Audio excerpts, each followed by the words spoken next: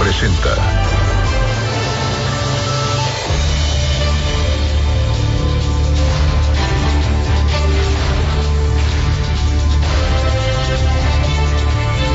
Son las 7 de la mañana con 47 minutos en el tiempo del centro de la República.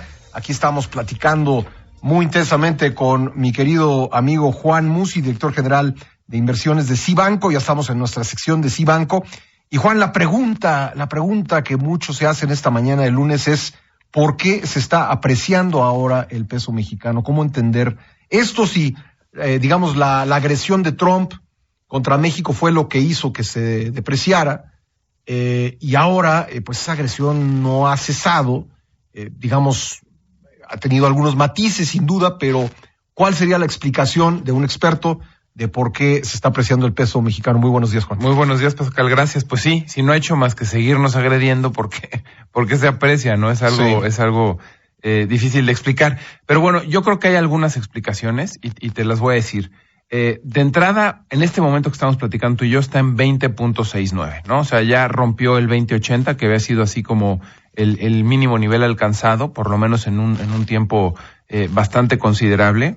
Y la verdad es que nosotros mismos también estamos sorprendidos porque no hay ninguna, digamos que, acuerdo oficial, por ejemplo, de las negociaciones del Tratado de Libre Comercio, que es algo que nos tiene verdaderamente nerviosos. Sí. Yo te diría que el muro no incide de alguna forma en el tipo de cambio. El muro es una cuestión más política, más migratoria y que no debería tener incidencia en la parte económica, en la parte macro y mucho menos en el tipo de cambio.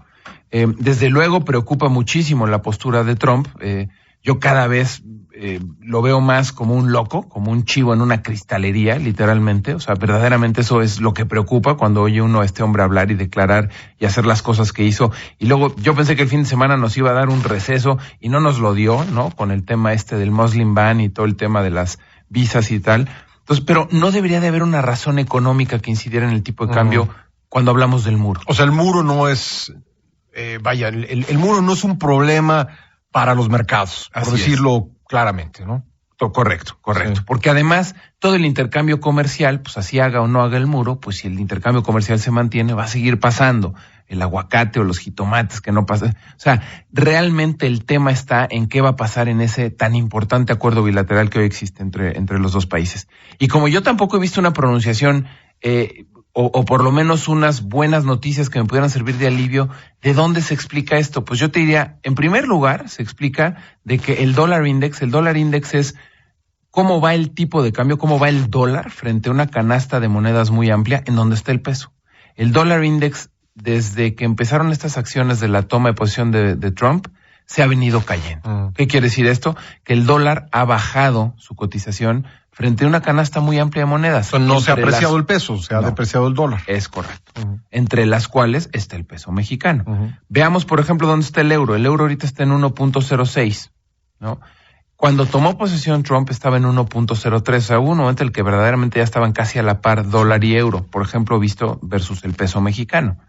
Entonces, el dólar index ha venido cayendo un poco ante la carencia de propuestas y ante la carencia de un plan objetivo y preciso económico y fiscal, que es lo que los mercados sí le están pidiendo a Donald Trump. Si te pones a ver, esos temas no se han tocado. Ha tocado inmigración, ha tocado el muro, ha tocado de nuevo que si el espionaje o no con Rusia en las elecciones, que si las elecciones fueron o no legales. O sea, el cuate ya ganó las elecciones y ahora sigue trayendo el rollo de que va a llegar hasta el fondo porque no está contento con el voto popular, haya perdido por 3 millones de votos y él alega que esos votos son ilegales y hasta que no llegue a fondo no dejará o no cesará de ver ese asunto. Un presidente que ya ganó, digo, increíble, ¿no? Pero entonces una explicación es esa. La otra explicación es la relativa estabilidad del West Texas, del petróleo. Si te fijas, tampoco ha sido nota. En las últimas 2-3 semanas, no ha subido. Más o menos se ha mantenido en una banda de $53 con centavos. Sí. Más menos, pero $53, el West Texas. Entonces, esa es otra buena noticia. Y luego, esta semana, por cierto, hay reunión de la Reserva Federal, hay toma de decisión de política monetaria. Sin embargo, las posibilidades de que la Fed haga algo esta semana son muy, muy bajas. O sea, prácticamente cercano a 0%. Nadie está viendo un alza de tasas este miércoles. La Junta es martes y miércoles. La decisión se anunciaría el miércoles. pero prácticamente no se le está anunciando nada. Entonces, un poco lo que le quiero decir a nuestro auditorio, mi querido Pascal, es el hecho de que el tipo de cambio ya esté en 21.60 y pueda llegar a 21.50, perdón, a 20.50, sí, perdóname, sí. O que incluso pudiera estar por debajo de 20.50, honradamente, desde un punto de vista estrictamente económico y de análisis, se ve complicado que se pueda sostener, ¿no? ¿Por qué? Porque creo que son más las cosas que se pueden deteriorar hacia adelante, sí, complicar hacia adelante. Este señor evidentemente nos va a complicar la negociación del Tratado de Libre Comercio. No quiero ser muy pesimista, pero tampoco soy muy optimista. Y tampoco lo veo rompiendo los 20 pesos por dólar. Entonces, lo que te quiero decir con esto es que esta apreciación yo la veo más bien de carácter temporal. Sigo pensando igual que las intervenciones pasadas que he estado contigo, en donde les recomiendo al auditorio que nos llame, y si no nos llama, que lo hagan ellos mismos, en cuanto a dolarizar una parte de su patrimonio, aprovechar este tipo de cambio para tener dólares en su inversión, en su patrimonio.